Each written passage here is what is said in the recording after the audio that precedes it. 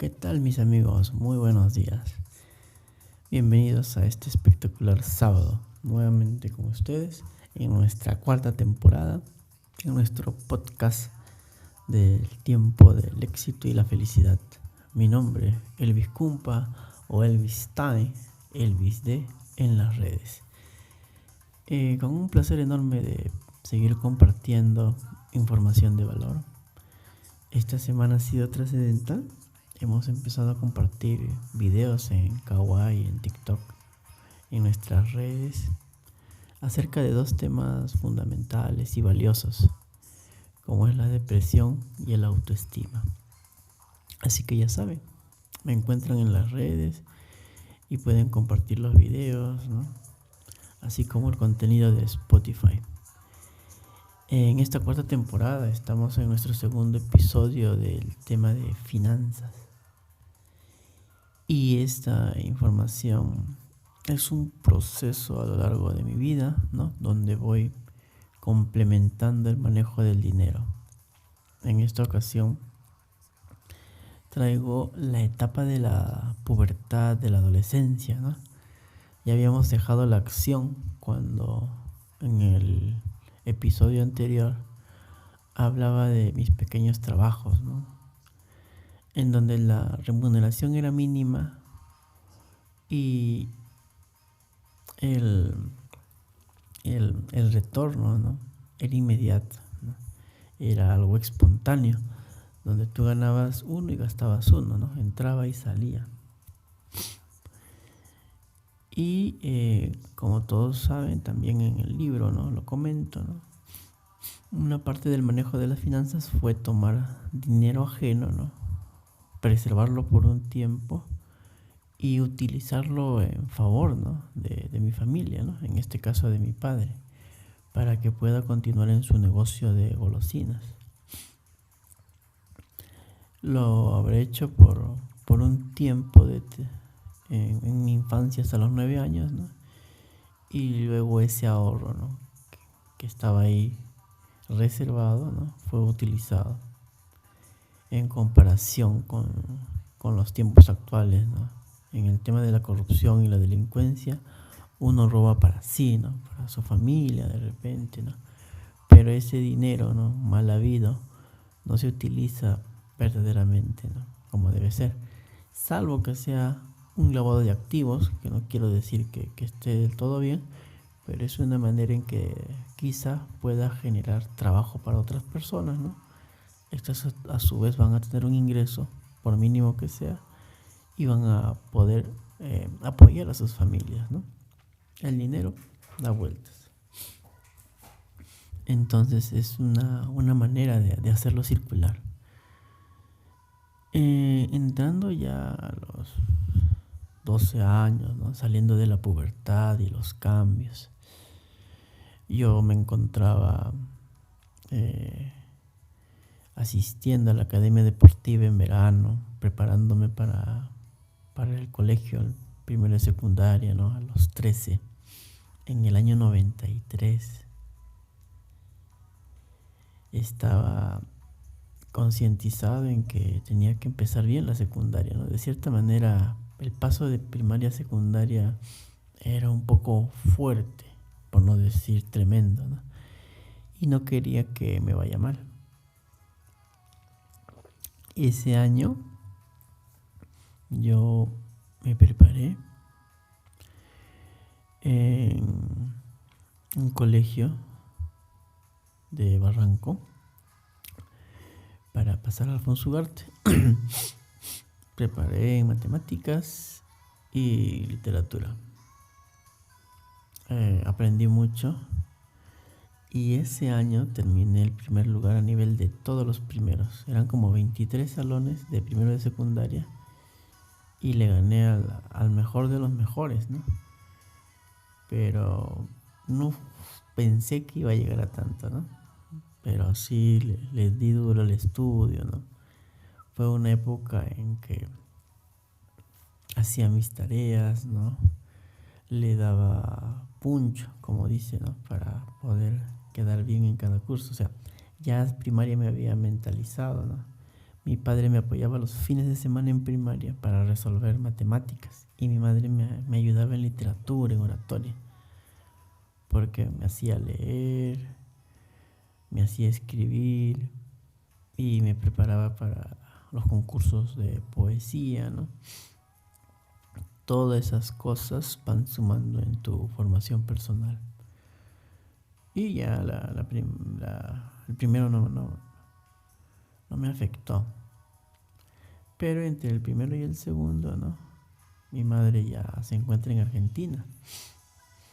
Y, y en uno de estos meses, ¿no? De verano, yo ya no deseo continuar en la academia, ¿no? Porque también soy consciente de que hay que hacer un pago. Y no sé si mis padres podrían cubrirlo, pero se presenta una oportunidad porque ya empezaba a asistir a la iglesia y empecé a llevar un estudio bíblico. Y en ese estudio bíblico conocí personas mayores, ¿no? Que inclusive pensaban que iba a seguir una fe religiosa, a ser un futuro cura o sacerdote, ¿no? Por mi manera de ser. Que me veían calmadito, tranquilo, ¿no? Concentrado. Aprendí mucho, ¿no? de la historia bíblica, ¿no? Con una señora que lo hacía con voluntad y solidaridad. Y en este grupo también, y a través de mi mamá, ¿no? Que ya estaba en Lima, ¿no? Estábamos viendo el rezo del rosario y participábamos, ¿no? con las vecinas. De cierta manera la espiritualidad era importante, pero también era a nivel religioso espiritual, pero después a nivel material, emocional con las personas, podrían cambiar los sentimientos, ¿no? Y podrían haber dificultades. Pero bueno, era cosa de adultos, ¿no? Yo no me metía. Y en la quinta en que vivíamos, ¿no?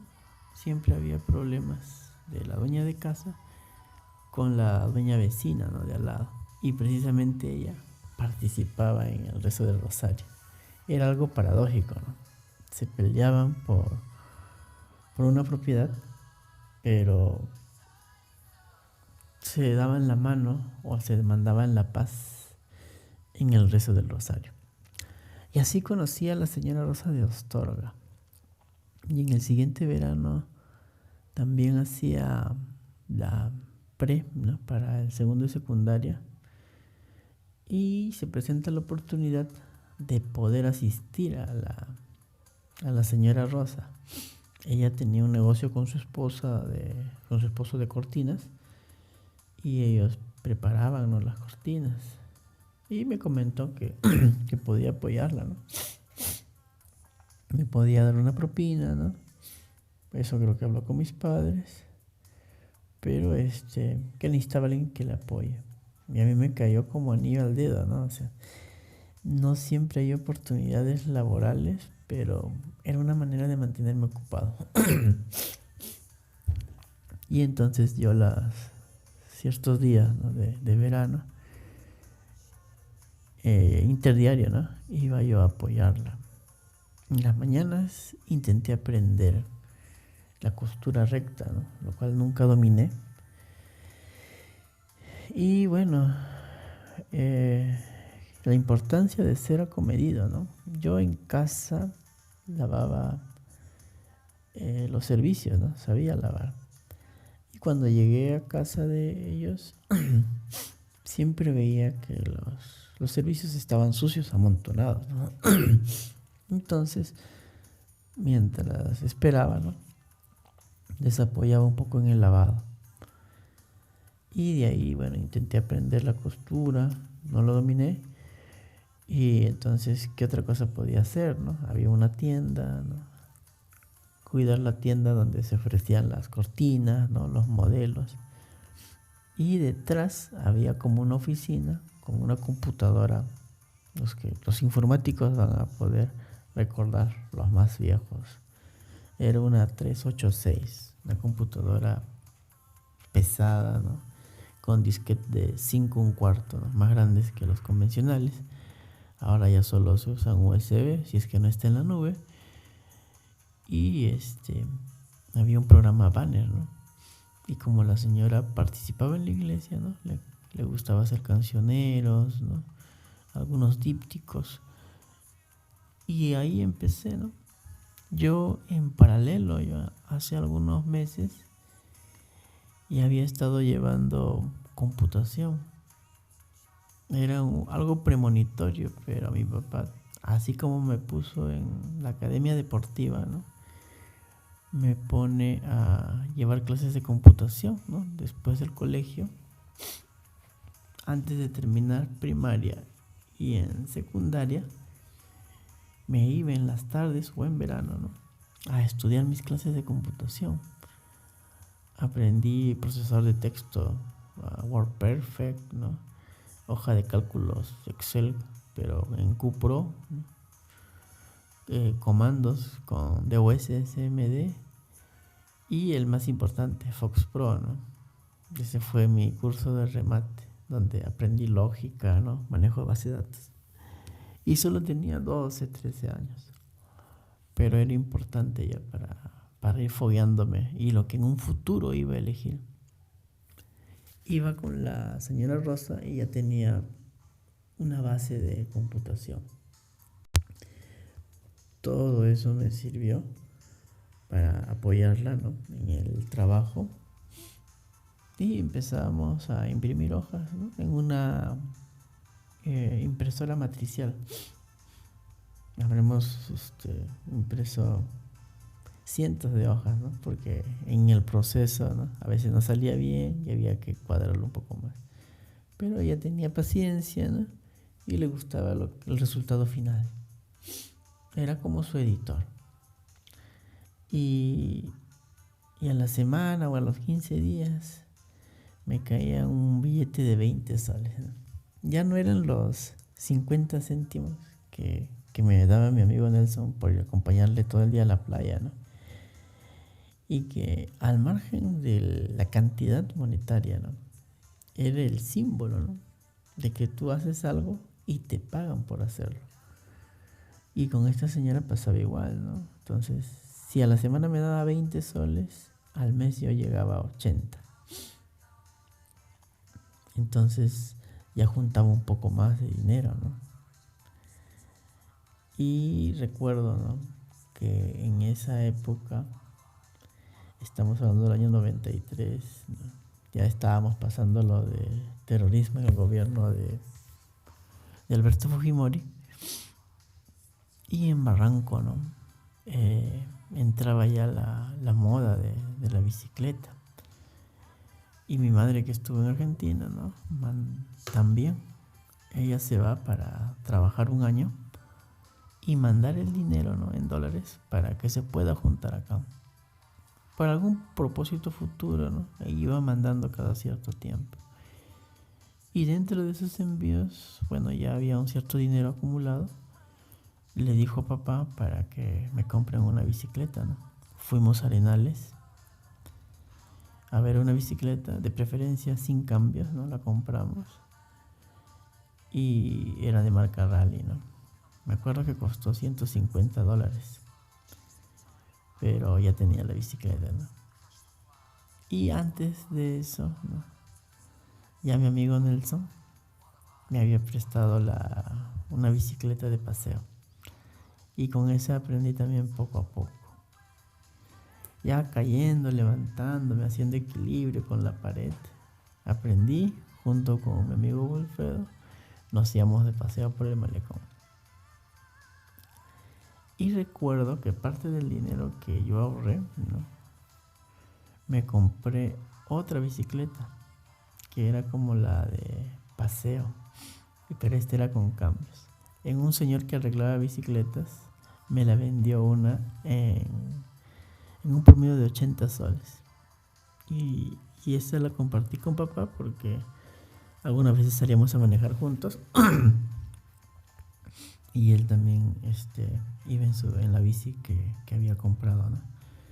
La tuvimos un tiempo, pero ya era el inicio de hacer recorridos en bicicleta. Y junto con el resto del Rosario, ¿no? Estuve trabajando un tiempo, pero de ahí a medida que pasaban los años, habré estado un año en temporada con la señora Rosa trabajando, pero de ahí ya tuve que dejarlo. Y sí, nos seguimos viendo de repente en la iglesia en algunas ocasiones. Y fue un momento especial porque en la etapa de la adolescencia conoces el primer amor. Sin dinero, pero el primer amor. Y precisamente fue gracias a la iglesia, ¿no? A través de una de las hermanas de la congregación, que conozco a María del Carmen. Una niña muy, muy simpática, muy agradable, que se mostró siempre muy confiada, ¿no? Muy sencilla. Y en un evento de Semana Santa del recorrido de las 7 iglesias, ¿no? Yo conocí a su prima y la lleva, ¿no? Y juntos hicimos el mejor recorrido. Lo hablo en el libro, ¿no? Y no tiene el desenlace esperado, ¿no? O feliz que uno anhela, pero sucede. La pasamos bien, estuvimos juntos compartiendo ese día. De ahí traté de buscarle, ¿no? En bicicleta, pero ya no, justo para el 95 ya mi madre retorna. Hay cierto dinero acumulado y sale el proyecto de la casa en San Juan del Urigancho. Mi madre había juntado cerca de alrededor de $2,000 trabajando un año en Argentina. Y ese dinero sirvió para comprar una casa, como era de un pariente que nos estimaba, ¿no? Nos facilitó el poder acceder a ese terreno. Nosotros de vivir en un cuarto de 20 metros cuadrados pasábamos a una casa de 120 metros, pensando que era un cuarto, era suficiente, pero veíamos que la casa era más grande. Luego ya mi papá se encargó de construirlo, ¿no? Él tuvo la oportunidad de regresar también a un primer trabajo donde le pagaban bien, trabajaba duro, pero le pagaban bien. Y como en ese tiempo estaba yendo bien el negocio ambulante, fue oportuno que él regrese a trabajar en casa. Y ahí también el dinero que juntó lo dedicó para construir la casa, ¿no? Algo importante que después uno resalta es qué tan importante es construir tu casa y tener una casa, ¿no? Para una familia con el arraigo, ¿no? De la costumbre, siempre es importante. Pero en tiempos futuros, ¿no? O actuales, ¿no? Es estratégico, ¿no? ¿En qué sentido tú puedes tener una casa para tus finanzas? Porque es una carga. Desde el momento en que tú la adquieres, ya tienes que pagar tributos, tienes que pagar mensualidades. Así no sea alquilada, ¿no? Pagas el impuesto predial, los arbitrios. Y las mensualidades son los servicios, ¿no? Luz, agua, teléfono, cable, internet, gas, ¿no? Entonces, si tú te vas, ¿no? A otro lugar, es imposible. Tienes que mantenerte en el lugar y ir, buscar la manera de trasladarte para llegar al trabajo donde estés. Pero en Brasil, la estrategia, ¿no? O en otros países es que se mudan cerca del trabajo, ¿no? Para no tener este problema de carga, ¿no? Yo cuando trabajaba en Miraflores de San Juan del Urigancho viajaba 4 horas al día, 2 de ida, 2 de vuelta, y podía hacer un poco más, ¿no? Cuando el tráfico era exorbitante. Trataba de dormir en el trayecto, ¿no? Pero era un tiempo que ya no se recuperaba. Entonces, evaluar bien, ¿no? Y la otra es la construcción de la casa, ¿no? Nuestros padres se emocionan, ¿no? y Y cuando tienen varios hijos, se concentran en la construcción, ¿no? Un piso para cada hijo. Y ese es su legado, ¿no? Lo hacen de corazón, inconscientemente. Pero también hay que ser fríos, ¿no? A veces hay que ver que ese dinero ya no va a retornar y que actualmente una propiedad ya no vale por lo que has construido, sino vale por su área solamente. Por lo general, el terreno. Entonces, todo lo que invertiste no lo vas a recuperar, ¿no? Mientras uno mueve el dinero, ¿no? Comercialmente o en un trabajo, no lo vas a sentir. Pero si solamente te dedicaste a la construcción, va a ser más difícil ya recuperarlo, ¿no? En mi caso, adquirí, bueno, hace algunos años una propiedad y estuve viviendo un tiempo, luego la dejé, pero tengo que pagar el mantenimiento, ¿no? Y los arbitrios. Lo puedo manejar, pero si no tuviera ingresos no podría hacerlo, ¿no? Entonces es una carga.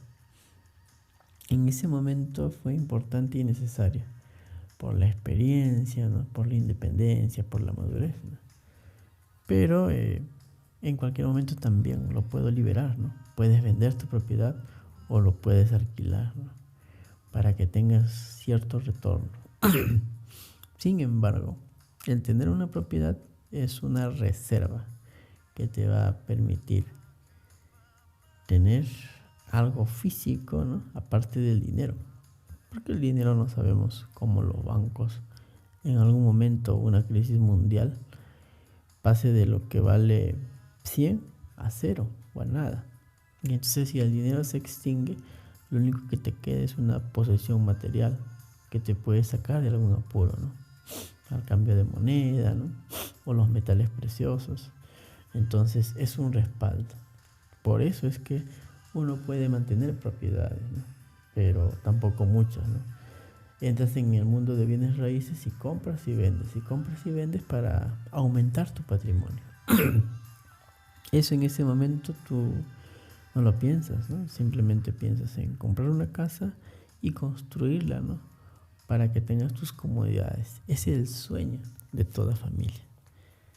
Pero cuando ya tú ves el tiempo, lo puedes analizar diferente. A veces puede ser muy estratégico vivir cerca del trabajo, ¿no? Para que ahorres tiempo, pasajes, ¿no? Y alimentación, ¿no? Porque estando cerca, tú regresas, almuerzas en casa, ¿no? Te vas caminando y ese dinero te sirve como un ahorro, ¿no? O te permite pagar el alquiler, ¿no? Al final sería lo mismo, ¿no? Pero el tiempo es lo que no se recupera. Y bien, en esta parte, pues como adolescente, esa fue mi etapa de laboral, ¿no? A los 13 años en la Señora Rosa, a nivel de computadoras, mis pininos. Y luego unos años después, ¿no? Porque ya dejé de trabajar y me concentré en el estudio, porque siempre hay esta mística, ¿no? Que debes terminar bien la secundaria para acceder al siguiente nivel, ¿no? Muchos se quedan con la secundaria, ¿no? Y empiezan a trabajar. Pero también hay la opción de la universidad o una carrera técnica. Pero tu requisito es tener tu certificado de secundaria. En ese punto no podía pestañear, ¿no? Y tenía que esforzarme al máximo. Recuerdo que en el último verano de quinto de secundaria, tendría 17, y empezaba a participar en la iglesia, ¿no? Estaba por hacer mi confirmación. Y cuando vinimos en el año 95, ¿no?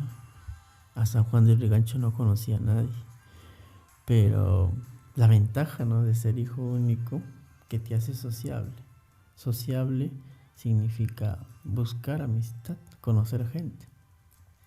Entonces, lo primero que hice fue ir a la iglesia. Como ya tenía una referencia de Barranco, busqué un lugar donde hablen de Dios. Me fui a misa, ¿no? De ahí vi a algunos jóvenes, ¿no? Y empecé a hacer consultas. Y de ahí vi que había un grupo de confirmación, ¿no? También empecé a ver que estos amigos pertenecían a la cuadra, ¿no? Curiosamente, mi amigo Alonso vivía también en la cuadra y participaba en el coro. Nos hicimos patas y con otros amigos del barrio que no iban a la iglesia jugábamos pelota, ¿no? Los fines de semana o en las tardes. Y al ir a la confirmación ya nos hicimos más amigos, ¿no? Y en ese tiempo ya tendría mis 15 años. 16 años, 17 años. Ya también empezaba yo a ser tutor de confirmación, cerca de los 20 años. Entonces es como que la iglesia me adoptó para servirle, ¿no? Aprendí mucho a interrelacionarme con los jóvenes y aprender de ellos y poder compartir el mensaje, ¿no? Espiritual, que era bueno, ¿no? Pero sobre todo podía conocer bastantes amigos. Y entonces el hijo único nunca lo sentías. Y en el verano del 95-96, antes de terminar el colegio, sería el 97, para el 5.º año, ¿no? Antes de entrar, trabajé en el verano, ¿no? En la ferretería de mi tío. Estaba viendo qué hacer, ¿no? Porque no siempre iba a estar yendo a la iglesia, ¿no? Participando para ser catequista. Necesitaba algún ingreso. Y en ese tiempo todavía tenía manejo del dinero. Porque lo que hice fue trabajar 3 meses en la ferretería, que es un trabajo duro, de lunes a sábado, desde las 8 hasta las 5 o 6 de la tarde, llevando bolsas de cemento en un buggy, ¿no? O en un triciclo, arena, fierro, cargando ladrillo, ¿no? Yendo a comprar ladrillo a la fábrica con un tío. Una experiencia inolvidable, ¿no? Ahí sí conocí el trabajo duro de cerca, ¿no? Había hecho muchas cosas, pero este trabajo fue el más fuerte. Y me pagaron, ¿no? Llegó el tercer mes, recibí cerca de 300 soles. Y era algo como que quería gastarlo, ¿no? Es un impulso, ¿no? Tú no dices, ¿quieres juntar una parte? No. Estás en que, no, quieres comprarte algo, ¿no? O sea, ya te esforzaste y lo que ganaste es tu recompensa. Entonces, quieres disfrutarlo. Y en ese tiempo disfruté todo, ¿no? Me fui con mamá, me acompañó. Me compré como media docena de jeans, ¿no? Polos, camisas. Creo que a ella no le compré mucho, ¿no? Pero me acompañó. Compartimos ese día, ¿no? Pero desaparecieron los 300 soles en un día. Esto era como ganarse la lotería. Nunca había tenido tanto dinero en mis manos, ¿no? Y lo único que quería era gastarlo como sea.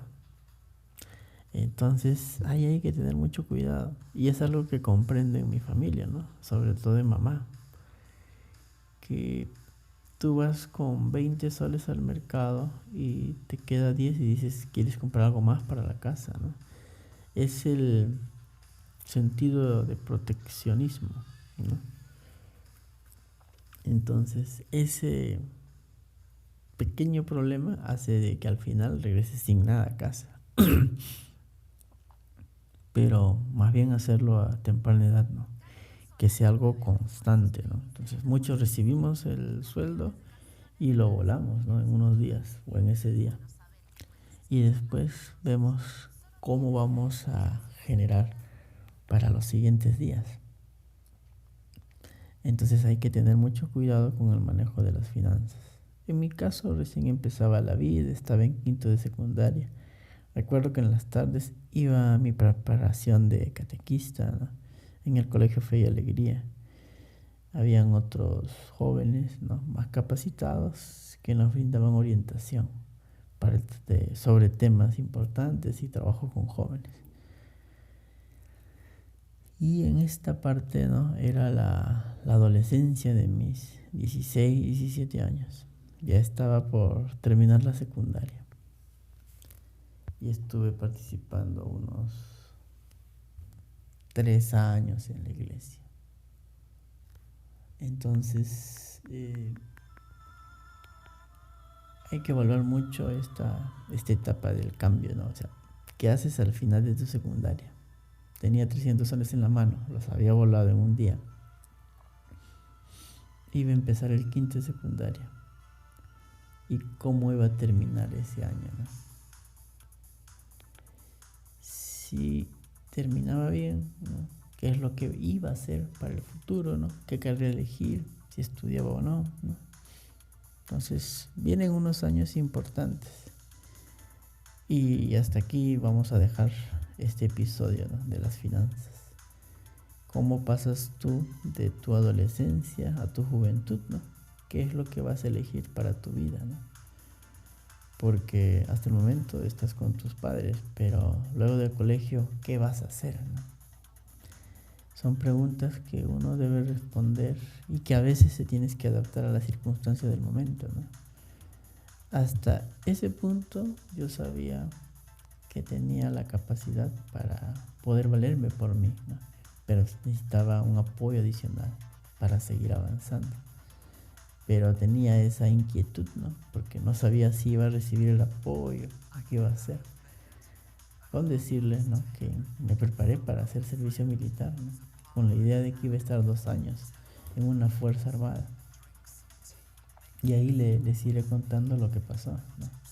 Entonces, esta disyuntiva la sentimos todos los jóvenes en medida del apoyo de nuestros padres, ¿no? En ese tiempo mis padres estaban trabajando, pero igual no había excedente, ¿no? Tenía que todo manejarse con moderación. Conocí muchos amigos, ¿no?